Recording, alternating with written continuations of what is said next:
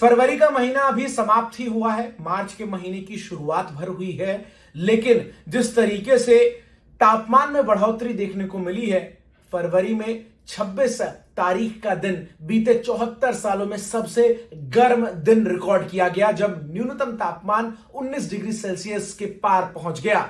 जिस तरीके से देश के कुछ एक हिस्सों में, खासतौर पर पहाड़ी राज्यों में कम बर्फबारी हुई, तो वहीं देश के जो मैदानी इलाके हैं वहां पर फरवरी के महीने में ही तापमान में काफी बढ़ोतरी देखने को मिली।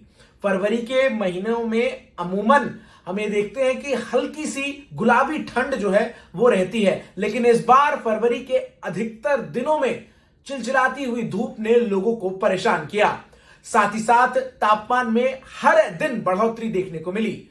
तमाम मौसम वैज्ञानिक अब इस बात को लेकर चिंता जाहिर करते हुए यह अनुमान जता रहे हैं कि इस बार गर्मी लोगों की परीक्षा लेगी। जी हां, क्योंकि अगर फरवरी के महीने में चिलचिलाती हुई धूप ने लोगों को परेशान किया, तो आप कल्पना कीजिए कि यही धूप मई, जून और जुलाई के महीने में लोगों के ऊपर क्या सितम ढाएगी।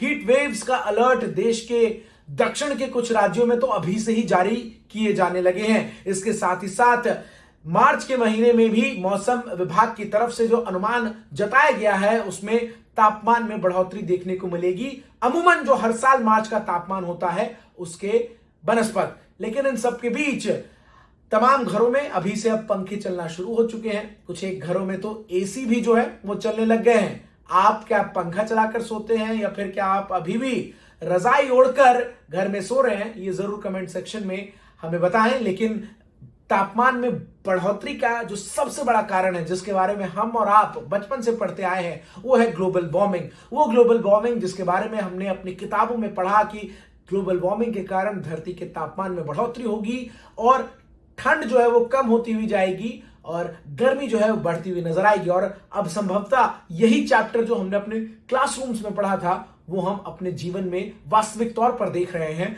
जब तापमान में उन महीनों में ही बढ़ोतरी देखने को मिल रही है जिन महीनों में ठंड जो है वो बनस्पत पिछले सालों में रहा करती थी। ऐसे में फरवरी के महीने में इस बढ़ते हुए तापमान ने आम लोगों की चिंताओं को बढ़ा दिया है। वहीं दूसरी तरफ एसी, पंखे, कूलर के जो तमाम विक्रेता हैं, वो लगातार इस बढ़ती हुई गर्मी को लेकर अपने बाजार का मुनाफा देखते हुए अभी से आपको तमाम दुकानों पर फ्रिज, टीवी, इसके अलावा आपको ठंडा रखने के लिए जो तमाम चीजें हैं वो आपको बिकती हुई नजर आएंगी।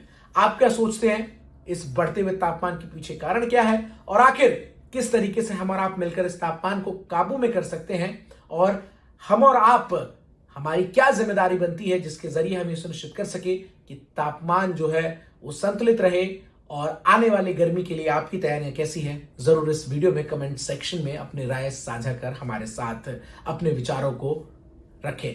बहुत बहुत शुक्रिया आप सभी का। आप देख रहे हैं एनडीटीवी इंडिया का डिजिटल प्लेटफॉर्म। मैं हूं आपके साथ चंदन भारद्वाज।